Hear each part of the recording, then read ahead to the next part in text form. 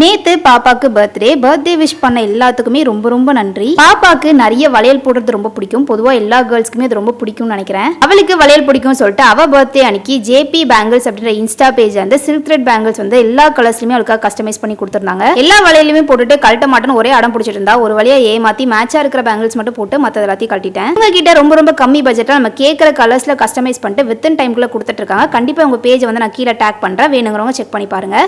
வருஷம் பாப்பா பர்த்டேக்கு எங்களால முடிஞ்ச அளவுக்கு முதியோர்லத்துக்கு வந்து சாப்பாடு கொடுத்துருவோம். இந்த டைம் வந்து காலையில பெரியவங்களுக்கும் நைட்டு வந்து சின்ன குழந்தைங்க இருக்கிற ஆசிரமத்துக்கும் சாப்பாடு கொடுத்துடலாம்னு பிளான் போட்டிருந்தோம். எப்பவுமே கேக் கட் பண்றது வந்து வீட்டில் வச்சு தான் பண்ணுவோம். பட் இந்த டைம் வந்து பாப்பா கொஞ்சம் வளர்ந்ததுனால சின்ன குழந்தைங்க கூட எல்லாரும் சேர்ந்து வந்து கேக் கட் பண்ணலாம் சொல்லிட்டு நாங்கள் இன்னைக்கு ஆசிரமத்துக்கே போயிட்டோம். பாப்பா டக்குன்னு யாரு கூடயும் மிங்கிள் ஆக மாட்டா, கொஞ்சம் அட்டாச் ஆகிறதுக்கு வந்து டைம் எடுத்துப்பா. பட் இன்னைக்கு வந்து போன உடனே எல்லாரு கூடயுமே வந்து அவ்வளோ அழகா சேர்ந்துக்கிட்டா.